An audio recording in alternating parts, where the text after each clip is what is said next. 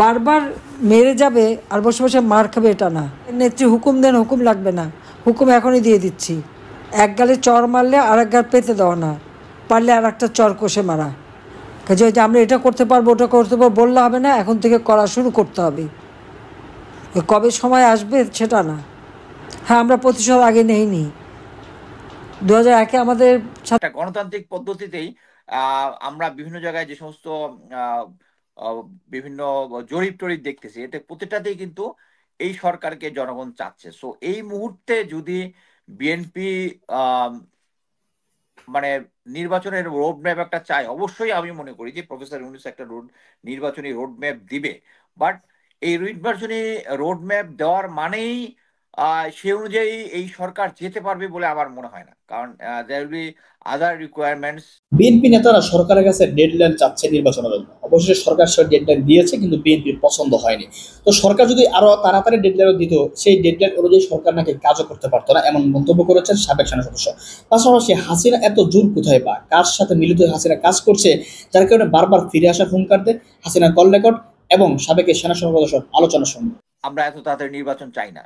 So দুইটা জিনিস balance করতে হবে। ব্যালেন্স করার মানে সবচেয়ে ভালো রাজনীতি হবে হচ্ছে যে জনগণের যে মাইন্ডসেটটা বুঝে একটা পারফেক্ট টাইমের মধ্যে রোড ম্যাপটা চাওয়া ক্রাইসিস গুলোতে। সো এখন একটা বলার চেষ্টা করতেছে মিলিটারি, আরে মিলিটারি একজন ডিফেন্স প্রতিরক্ষা উপদেষ্টা ছিল জেনারেল হাফিজ, উনি তো কোনো কাজ করতেছে না দেখেই তো এখন ডক্টর খলিলুর রহমানকে দেওয়া হয়েছে। কর্নেল মঞ্জুর কাদের এবং লেফটেন্যান্ট কর্নেল হাসিন স্যারও যাচ্ছেন, একটা টিম নিয়ে যাচ্ছেন চায়নাতে দেখলাম। আমি প্রথম মনে করলাম বোধহয় এটা বিএনপির ব্যানারে যাচ্ছে কিনা, পরে আমি চেক করে দেখলাম যে অ্যাকচুয়ালি বিএনপি এটার ব্যাপারে কিছু জানে না। ধরো আমি স্যারের প্রেস বিজ্ঞপ্তি দেখেছি, তো অ্যাকচুয়ালি প্রেস ব্রিফিং এর মধ্যে ওটা পার্ট ছিল না। পরবর্তীতে কেউ একজন কোশ্চেন করেছে, ওই কোশ্চেনের উত্তরে বলেছে এটা আমরা বলি না, এটা জনগণ বলেছে তাই বলেছে। হুম তো হুম এইটাকেই অ্যাকচুয়ালি সাংবাদিকরা মেইন লিড ইউজ করে দিয়েছে, লিড নিউজ অ্যাকচুয়াল করে ব্রিফিং দিয়েছে। এর উপরে কোনো কিছু বলে নাই। সো মানে এখানে একটা জিনিস বোঝা যায় যে ওনারা হয়তোবা চাচ্ছেন আরো 5 বছর থাকতে। যাই হোক, এটা নিয়ে আমি কথা বলবো না। ফাইনালি বিএনপি যে প্রফেসর ইউনূসের সাথে দেখা করবো এটা নিয়ে আসি, সেটা হচ্ছে এখানে মানে জনগণের চাওয়া, বিএনপির চাওয়া এবং ওভারঅল বর্তমান যে অ্যাডমিনিস্ট্রেশন চাওয়া, এই তিনটাকে কোইনসাইড করতে হবে। It's a very difficult task. আমি যেটা মনে করি যে বিএনপিকে অ্যাকচুয়ালি এখানে কিছুটা ছাড় দিতে হবে মানে হচ্ছে তারা 16 বছর নিষ্পেষিত ছিল, পরবর্তীতে এখন বর্তমান যে পরিস্থিতি আছে এই পরিস্থিতিতে যদি প্রথম আহ, এই ইউনূস সরকারের যদি প্রথম 2-3 মাসে জিনিসটা হতো, তাহলে জনগণের সাপোর্ট একটু বেশি থাকতো। বাট এট প্রেজেন্ট এই 7 মাস বা 8 মাসের মধ্যে আমি মনে করি যে প্রফেসর ইউনূস সরকারের যে পাবলিক অ্যাকসেপ্টেন্স যেটা হয়েছে, জনপ্রিয়তা যেটা হয়েছে, এটাই অ্যাকচুয়ালি গণতন্ত্র। এইটা আমি বলবো এটা একটা গণতান্ত্রিক পদ্ধতিতেই আমরা বিভিন্ন জায়গায় যে সমস্ত আহ, আহ, বিভিন্ন জরিপ টরিপ দেখতেছি, এতে প্রতিটাতেই কিন্তু এই সরকারকে জনগণ চাচ্ছে। সো এই মুহূর্তে যদি বিএনপি মানে নির্বাচনের রোড ম্যাপ একটা চাই, অবশ্যই আমি মনে করি যে প্রফেসর ইউনূস একটা নির্বাচনী রোড ম্যাপ দিবে। বাট এই নির্বাচনী রোড ম্যাপ দেওয়ার মানেই সে অনুযায়ী এই সরকার যেতে পারবে বলে আমার মনে হয় না, কারণ there will be other requirements, ground reality, public. আমার মনে হয় যদি একটা রোড ম্যাপ দেওয়া হয়ে যাওয়ার পরে আমরা এমনও দেখতে পারি যে আবার আরেকটা দল মাঠে নামতেছে। আহ, আমরা এত তাড়াতাড়ি নির্বাচন চাই না। সো দুইটা জিনিস ব্যালেন্স করতে হবে। ব্যালেন্স করার মানে সবচেয়ে ভালো রাজনীতি হবে হচ্ছে যে জনগণের যে মাইন্ডসেটটা বুঝে একটা পারফেক্ট টাইমের মধ্যে রোড ম্যাপটা চাওয়া। হ্যাঁ, একটা রোড ম্যাপ এখন একটা ছিল, বাট এটার ব্যাপারে যদি পরবর্তী হার্ড লাইনে যায়, আমি মনে করি বিএনপি এটা ভুল করবে। আচ্ছা, এই জিনিসটা এখন গেলাম। আমি আরেকটা জিনিস নিয়ে কথা বলতে চাই, এই যে আহ, সাকিব ভাই যেটা নিয়ে কথা বলতেছিল যে তাহলে বাংলাদেশকে প্রেসিডেন্সিয়াল করি, প্রাইম মিনিস্টার করি, বাট কিভাবে একটা গুড অ্যাডমিনিস্ট্রেশন, দুর্নীতিমুক্ত করা যায়।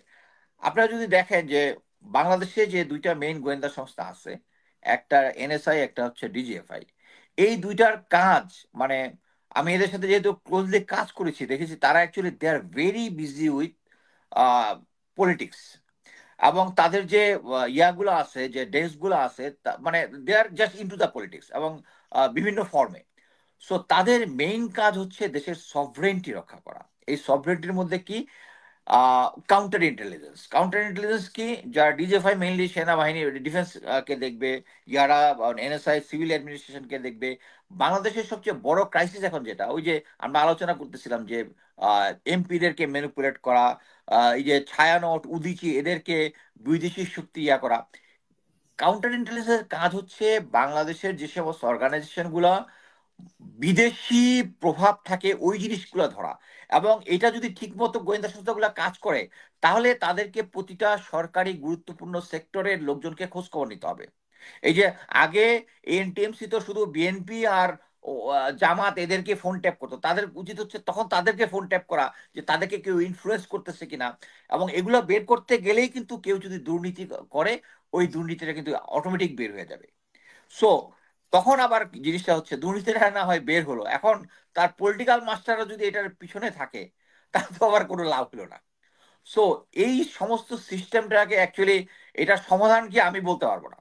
বাট আমি যেটা মনে করি যে একটা, এই যে আমি যেটা যেভাবে বললাম যে আর্মির একটা যে rule, good order and military discipline, এটা যে কোনো ভাবে ব্যবহার করা যায়, যে কোনো ব্যবহার করে। বাট এ গুড লিডার কখনোই এটা খারাপভাবে ব্যবহার করবে না। একটা ভালো আইন খারাপ আইন, এটা হচ্ছে ব্যবহারের উপরে।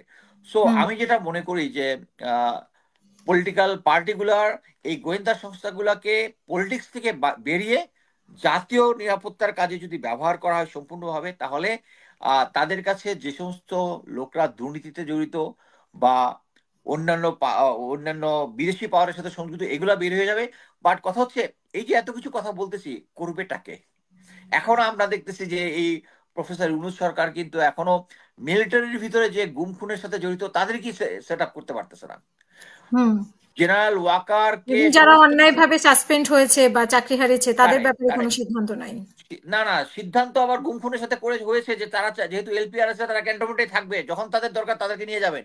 এইটা করার পরে হুম তারা ভারতে পালিয়ে গেল, চারজন লেফটেন্যান্ট, তিনজন লেফটেন্যান্ট জেনারেল, একজন মেজর জেনারেল। হুম এটার জব দিতে কেউ জেনারেল ওয়াকারের কাছে আদায় করতে পারতেছে না। বাট একটা গুড জিনিস যেটা হয়েছে সেটা হচ্ছে একজন জাতীয় নিরাপত্তা উপদেষ্টা ডক্টর খলিল রহমান করা হয়েছে। এটা নিয়েও মানে গোয়েন্দা সংস্থা ব্যাক লোকজন খুব প্রোপাগান্ডা করার চেষ্টা করছে যে কি বিভিন্ন দেশে নাকি 80%-এর মতো জাতীয় নিরাপত্তা উপদেষ্টা নাকি military. It's totally wrong.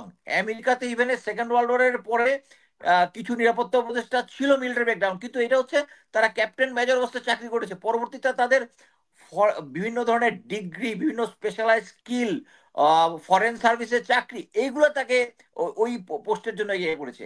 Even European country, China, Japan, সব জায়গায় আপনি দেখবেন সিভিলিয়ানরাই হচ্ছে এটা এটা ইভেন আমেরিকার যে ইম্পর্টেন্ট 7 জন আর 8 জন, আমি অ্যাকচুয়ালি এটা নিয়ে একটা ফেসবুক পোস্ট রেডি করতেছি, আমি এটা নিয়ে ডিটেলস লিখে জানাবো। তারা সবাই সিভিলিয়ান ইম্পর্টেন্ট ক্রাইসিস গুলোতে। সো এখন একটা বলার চেষ্টা করতেছে মিলিটারি, আরে মিলিটারি একজন ডিফেন্স প্রতিরক্ষা উপদেষ্টা ছিল জেনারেল হাফিজ, উনি তো কোনো কাজ করতেছে না দেখেই তো এখন ডক্টর খলিল রহমানকে দেওয়া হয়েছে। তো চাকরি কঠিন দিতেছে। বিষয়, যেহেতু প্রফেসর ইউনূস মনে করেছেন হি ইজ ক্যাপাবল, এবং উনার যদি ট্র্যাক রেকর্ড দেখেন, উনি এই ধরনের বড় বড় ক্রাইসিস ম্যানেজমেন্টের তার অভিজ্ঞতা আছে, এই জন্যই তো তাকে দেওয়া হয়েছে। এবং আপনি দেখেছেন যে যখন উনি বিমস্টেকের সাইডলাইনে যান, তো উনি অজিত দোভালের সাথে কিন্তু কথা বলেছে। আপনি যদি ওই তার ডায়লগ গুলোর মধ্যে যদি ছবিগুলো যদি দেখেন, দেখবেন he is confident, Ajit Doval is some sort of confuse look দিচ্ছে, যেটা তার নর্মাল না। সো আমি মনে করি he is a strong man. এবং উনি উনি শুধু তাই না, এবং ওই আদেশটার মধ্যে বলা হয়েছে যে উনি আহ, প্রধান উপদেষ্টা তো বর্তমানে ডিফেন্সের উপদেষ্টা আর কি, ডিফেন্স মিনিস্টার যেটা বেসিক্যালি, এবং ডিফেন্স বিষয়ে উনাকে অ্যাডভাইস করবেন হচ্ছে উনি। So it's undermines lieutenant general হাফিজের পজিশনটাকে আন্ডারমাইন করতেছে। বাট কথা হচ্ছে এখানে মিলিটারি থেকে একটা বেশ সাহস যেন মিলিটারি ব্যাকগ্রাউন্ডের কাউকে দেওয়া হয়নি। আমার কথা হচ্ছে গত 16 বছরে তো এই মিলিটারি ব্যাকগ্রাউন্ডের জেনারেলরা সার্ভিং রিটায়ার্ড অ্যালাইক, তারা সব শেখ হাসিনার পদলেহন করছে। সো তাদের কিন্তু একটা ক্রেডিবিলিটি সেট করতে হবে। তো যেখানে আমি মনে করি doctor Khalil Rahman is a perfect choice. এবং আমি যেটা মনে করি উনার এখন উচিত হচ্ছে প্রধান উপদেষ্টার যে দুইটা গোয়েন্দা সংস্থা ডিজিএফআই এবং এনএসআই, এটা কন্ট্রোল জেনারেল ওয়াকার কাছে আছে, এইটা ফেরত নিয়ে আসা। ফেরত নিয়ে এসে উনি যদি সফলভাবে আহ তাদের চুজেবল জেনারেলদেরকে ওখানে বসায় সফলভাবে কাজে লাগাতে পারেন, তাহলে অ্যাডমিনিস্ট্রেশন এই যে আমরা কয়েকদিন পরে পরে যে সমস্ত ক্রাইসিস শুনি, হ্যাঁ, এই জিনিসগুলো হবে না। তখন তারা অ্যাডভান্স ইনফরমেশন দিতে পারবে। আপনি একটা জিনিস হুম মনে করে দেখেন, শেখ হাসিনার সময় কে কোথায় জঙ্গি বই নিয়ে কোন কোনায় একটা মাদ্রাসা কোনায় আলোচনা করতে, এই সমস্ত তথ্য তারা পেয়ে যায়। কিন্তু এই এখন আনসারের বিদ্রোহ হবে যখন এটার কোনো কিছু পাওয়া যায় না, ওয়ার্কাররা বা হিজবুত তাহারি একটা করবে, মানে এটা ইনফরমেশনটা পাইলেও ঠিক মতো কাজ করতেছে না, কারণ যারা এক্সিকিউটিভ তারার মধ্যে সবাই আওয়ামী লীগের দোসর রয়ে গেছে। সো আমি মনে করি এটা হচ্ছে পারফেক্ট টাইম এই গোয়েন্দা সংস্থাগুলোকে কন্ট্রোলে নিতে হবে এই ডক্টর খলিলুর রহমানের। এবং পরবর্তীতে একটা জিনিস দেখেন যে এত কিছু হয়ে যাচ্ছে, কিন্তু জেনারেল ওয়াকার, এই কথাটা আমি বারবার বলি মানুষের মগজের ভিতরে ঢোকার জন্য, 90 জিওসি কে এখনো কিন্তু কেউ চেঞ্জ করতে পারে নাই। জেনারেল ওয়াকারের সাথে বিএনপির এত ভালো খাতির, প্রফেসর ইউনূসের নাকি সব কথা নাকি জেনারেল ওয়াকার শুনে চেঞ্জ করতে পারে নাই, ডিজিবিজিবি কে পারে নাই, ঢাকার ব্রিগেড কমান্ডার গুলো পারে নাই। এনি ক্রাইসিস হবে, এবং এইটাই হচ্ছে শেখ হাসিনার স্ট্রেংথ। শেখ হাসিনা যে এখন বলে যে আমি আবার ফেরত আসতেছি, সব হিসাব কিতাব নিবে, এবং তার দোসররা যে কথা বলে, এইটাই হচ্ছে স্ট্রেংথ। এবং প্রফেসর ইউনূস এবং ডক্টর খলিলুর রহমান, যেটাই বলি, আজকে বাংলাদেশকে এখন একটা স্টেডি পজিশনে আছে। তারা যারা এখানে শেখ হাসিনার দোষর, তারাও বুঝে গেছে তাদের সুযোগ নাই। বাট কথা হচ্ছে একদম নির্মূল করার জন্য এই কন্ট্রোলটা ডক্টর খলিলুর রহমানের নিতে হবে।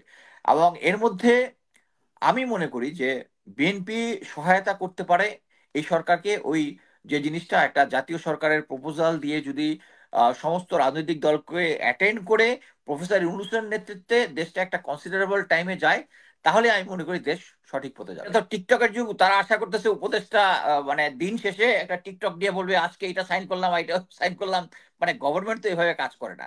গভর্নমেন্ট যেটা কাজ করে, যেটা তারা মনে করে, সেটা নিয়েই প্রেস ব্রিফিং করে, আদারওয়াইজ তো প্রেস ব্রিফিং করে না। সো যখন কোনো একটা সিচুয়েশন হয় যে সরকারের কোনো একটা ফেলিউর হয়, তখন আমরা বুঝতে পারবো যে ওই দপ্তরটা কাজ ঠিক মতো করে নাই। সো এখন এটা নিয়ে মন্তব্য করাটা আমার ঠিক মনে হবে না। আর একটা বিএনপির যে ডক্টর ইউনূসের সাথে যে কনফারেন্সটা করবে, সেটাতে আমি মনে করি যে এরা সবসময় তো রাজনৈতিক দলগুলা সিচুয়েশন পরিস্থিতি পর্যালোচনা চায়, ওইটার একটা সুযোগ নিতে চায়। আমি মনে করি যে তারা একটা কনসিডারেবল প্রেসার দেওয়ার চেষ্টা করবে আর্লি ইলেকশনের জন্য, এবং যখন এই জিনিসটা দেখবে যে জনগণ তার সাথে নাই, আমার মনে হয় একসময় তারা এই জাতীয় সরকারের প্রশ্নে একমত হবে বলে আমি একমত মনে হবে। করি। আর একটা জিনিস বলি, সেটা হচ্ছে বিএনপি কে, সাকিব ভাইয়ের সাথে আমি সম্পূর্ণ একমত, বিএনপি কে দেখাবে যে তারা হচ্ছে ব্যর্থ। ব্যর্থতা মানে হচ্ছে শেখ হাসিনা ভালো ছিল, ওই সুরটা নিয়ে আসবে, এবং ওই জিনিসটা এস্টাবলিশ করার চেষ্টা করবে যে বাংলাদেশের রাজনীতি এরকম সংঘর্ষমূলকই থাকে সবসময়, এবং শেখ হাসিনা যাহা বিএনপি তাহা। বাট আমরা ভালো মতো জানি যে শেখ হাসিনার সাথে বিএনপির তুলনা চলে না। কিন্তু এটা তারা প্রুফ করে ফেলবে যদি তারেক রহমান যদি এই বিএনপি মানে ইন্ডিয়ান হেজিমনিটাকে নেগোশিয়েট করতে না পারে। এবং উনার উচিত হচ্ছে প্রেজেন্ট সিচুয়েশন, আমি মনে করি একটা বেস্ট পজিশন ইন্ডিয়াকে সাথে নেগোশিয়েট করার। বর্তমানে ইন্ডিয়ার সমস্ত যে নেইবার গুলো আছে, সবগুলোর মধ্যে সে ক্রিটিক্যাল সিচুয়েশনে আছে। সে জায়গায় উনি যদি ভারত বান্ধব বা তার লোকজন যদি ভারত বান্ধব এই মুহূর্তে বলে, it is not a good politics, it is not a good politics. Already এটা নিয়ে লোকজন কথা বলে। সো আমি মনে করি যে সবকিছুর মধ্যেই ওনাদের হায়েস্ট লেভেলে একটা কন্ট্রোল থাকতে হবে। আমি আজকে জাস্ট দেখলাম ভারতের, মানে আমি প্রথমে একটা জিনিস চিন্তা করলাম, জেনারেল ফজলে এলাহি আকবর, colonel Manjur Kader, lieutenant colonel Hasin স্যারও যাচ্ছেন, একটা টিম নিয়ে যাচ্ছেন চায়নাতে দেখলাম। আমি প্রথম মনে করলাম বোধহয় এটা বিএনপির ব্যানারে যাচ্ছে কিনা, পরে আমি চেক করে দেখলাম যে অ্যাকচুয়ালি বিএনপি এটার ব্যাপারে কিছু জানে না। সো এই যে এই ধরনের জিনিসপত্র ঘটে যাচ্ছে, যেটার মধ্যে বিএনপির লোক যাচ্ছে, বিএনপির কোনো কন্ট্রোল নাই, এই জিনিসগুলা কিন্তু actually is give a bad signal to other people. আমি এখন দেখতেছি একটা হাই লেভেলের লোকজন যাচ্ছে, এটার মধ্যে বিএনপির নাই, কিন্তু আমি কিন্তু প্রথম আমরা মানে এই যে চীন যাওয়া কিন্তু কয়েক দফায় চীন গিয়েছে, মানে এর মধ্যে আমরা কয়েক দফায় কিন্তু মানে চীনে যাওয়া আসা দেখতে না, পাচ্ছি। চীনে যাওয়া আসা দেখেছি, যেটার মধ্যে বিএনপির মানে লেভেল থেকে অ্যাপ্রুভাল ছিল, বাট এইটার দেখলাম যে অ্যাপ্রুভাল নাই। এটা কোনো একটা বিজনেস ফোরাম, পলি গ্রুপ, সম্ভবত পলি গ্রুপ, যেটা আগে চায়নার নারিনকোর সাথে কাজ করতো, এটার সাথে ইয়ার ইয়া ছিল যে তারেক সিদ্দিকীর সাথে ইয়া ছিল। এখন তারেক সিদ্দিকী গণ, এখন পলি গ্রুপ চাচ্ছে বিএনপির লোকজনের সাথে বিজনেস করার জন্য, একটা অ্যাসোসিয়েশন করার জন্য। This is a bad thing. এই যে পলিটিক্যাল, এই যে বিজনেস গ্রুপগুলা এরকম ফ্রি ট্যুরের ব্যবস্থা করে দিচ্ছে, ইটস এ। বারবার মেরে যাবে আর বসে বসে মার খাবে এটা না। নেত্রী হুকুম দেন, হুকুম লাগবে না, হুকুম এখনই দিয়ে দিচ্ছি। এক গালে চর মারলে আর এক গাল পেতে দেওয়া না, পারলে আর একটা চর কষে মারা। কাজে যে আমরা এটা করতে পারবো, ওটা করতে পারবো বললে হবে না, এখন থেকে করা শুরু করতে হবে। কবে সময় আসবে সেটা না। হ্যাঁ, আমরা প্রতিশোধ আগে নেইনি। 2001-এ আমাদের সাথে যা করা হয়েছিল আওয়ামী লীগের নেতাকর্মীদের সাথে, আমি শুধু বলছিলাম ধৈর্য ধরে আমরা আগে দেশটাকে উন্নত করি। দেশটাকে তো উন্নত করলাম, উন্নত করার পরে আজকে কি অবস্থা হলো, সে উন্নয়নটাও শেষ করে দিল। তাহলে এখন আর কিসের অপেক্ষা? যার যা আছে যে যেভাবে পারবে, যাকে যারা ক্ষতি করেছে তার উপরে যে যেভাবে পারবেন তাদের শিক্ষা দিতে হবে যে বারবার মেরে যাবে আর বসে বসে মার খাবে এটা না। এখানে কেউ কারো হুকুমের অপেক্ষায় থাকবে না। আর দুঃসময় যারা কাজ করবে, যে যেখানে কাজ করবে, কোন নেতা কী হুকুম দেবে সেটা না। যারা দুঃসময় কাজ করছে তারাই নেতা। যে যেখানে কাজ করবে সেই নেতৃত্ব দিয়েই কাজ করবে। আওয়ামী লীগের নেতার কোনো ক্রাইসিস হয় না, কাজে যারা দুর্দিনে কাজ করে তারাই নেতা হয়, এটা মাথায় রাখতে হবে। এবং সেখানে কে নেত্রী হুকুম দেন, হুকুম লাগবে না, হুকুম এখনই দিয়ে দিচ্ছি। যাদের উপরে আঘাত এসেছে প্রতিঘাত কিভাবে করবেন সেই পথ খুঁজে সেটাই করতে হবে। এখন আর ওই বসে থেকে সহ্য করার সময় না। এক গালে চর মারলে আর এক গাল পেতে দেওয়া না, পারলে আর একটা চর কষে মারা।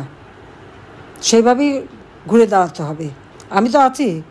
হ্যাঁ, সেই দিন হয়তো বেঁচে থাকলাম না আমরা দুই বোন, কারণ সেই দিন ওইটাই লক্ষ্য ছিল যে 15 আগস্ট বেঁচে গেছি, আমাদের আর বেঁচে থাকতে দেবে না। কাজেই সেইভাবেই সবাইকে কাজ করবার জন্য আমি নির্দেশ দিচ্ছি। বেঁচে যখন আছি, আল্লাহ বারবার বাঁচিয়ে রাখে, কেন জানি না, কিন্তু বাঁচায়। নিশ্চয় আল্লাহ আমাকে দিয়ে কোনো কাজ করাবেন বলেই আমাকে বাঁচিয়ে রেখেছেন। 21 আগস্ট গ্রেনেড হামলা থেকে বাঁচিয়েছিলেন, যুদ্ধাপরাধীদের বিচার শেষ করেছি, জাতির পিতার হত্যাকারীদের বিচার শেষ করেছি। বাঁচিয়ে রেখেছিলেন এই জন্য যে বাংলাদেশকে উন্নত করব, উন্নয়নশীল দেশের মর্যাদায় বাংলাদেশকে উন্নীত করেছি। কারণ বাংলাদেশ সেই পাপের হাত থেকে মুক্তি পেয়েছিল, বিচারহীনতার হাত থেকে মুক্তি পেয়েছিল, যুদ্ধাপরাধীদের বিচার করেছিলাম, সেই জন্যই বাংলাদেশের উন্নতি হয়েছিল। আজকে আবার বাংলাদেশের সেই উন্নয়নকে ধ্বংস করেছে। আল্লাহ বাঁচিয়ে রেখেছেন যে আজকে চেহারাগুলি সব চেনা হয়ে গেল। এরপর যখন যা করার করতে হবে, এবং বাংলাদেশকে আবার আমরা উন্নত করব, সমৃদ্ধ করব, এবং যে লক্ষ্য স্থির করেছি সেই লক্ষ্যে আমরা পৌঁছাবই। আল্লাহ আমাদের সহায় আছেন, বাংলাদেশের জনগণ আমাদের সহায় আছে। আমি দেশবাসীকে বলবো যে আপনারা ধৈর্য ধরেন এবং যেখানেই অন্যায় দেখবেন সেখানেই প্রতিরোধ গড়ে তুলবেন। সবাই ভালো থাকেন, সুস্থ থাকেন এবং ঐক্যবদ্ধ হয়ে কাজ করেন। কে কী করলো না করলো ওই বিচার করার সময় এখন না। এখন সবাইকে এক হয়ে যার যতটুকু শক্তি আছে তাই দিয়ে প্রতিরোধ গড়ে তুলতে হবে। দেশকে বাঁচাতে হবে, দেশের মানুষকে বাঁচাতে হবে, এই দুর্বৃত্ত পরায়ণ থেকে দেশকে বাঁচাতে হবে, এই জল্লাদের হাত থেকে মানুষকে বাঁচাতে হবে। এই মানবাধিকার লঙ্ঘনকারী, জঙ্গি, দুর্নীতিবাজ, খুনি ইউনূসের হাত থেকে বাংলাদেশকে রক্ষা করতে হবে। কাজী আজকে সবাইকে এক হয়ে কাজ করার জন্য আমি নির্দেশ দিচ্ছি। সবাই ভালো থাকেন, সুস্থ থাকেন। জয় বাংলা, জয় বঙ্গবন্ধু, বাংলাদেশ। দর্শক, আলোচনা শুনে বুঝতে পেরেছেন যে আসলে হাসিনা কি করতে চায় এবং হাসিনার ফিরে আসার যে গল্পটা, হাসিনা কোথা থেকে আত্মবিশ্বাসটা পায় সেটা স্পষ্ট করেছেন। পাশাপাশি বিএনপি যেই ডেডলাইনের কথা বলছে সেই ডেডলাইন অনুযায়ী সরকার কাজ করতে পারবে না। সরকারের উচিত হবে, সরকারের যদি কাজ করতে চায় তাহলে আরো কয়েকটা দিন বাড়িয়ে নেওয়া। কারণ সরকার, এই ইউনূস সরকার যতদিন থাকবে ততদিনই দেশের মানুষ খুশি থাকবে এবং দেশের জন্য মঙ্গল হবে বলে এই দেশের জনগণ মনে করে। যেহেতু জনগণ ডক্টর ইউনূসের সাথে আছেন, তাহলে আমার মনে হয় না ডক্টর ইউনূস কিছু করতে পারবে।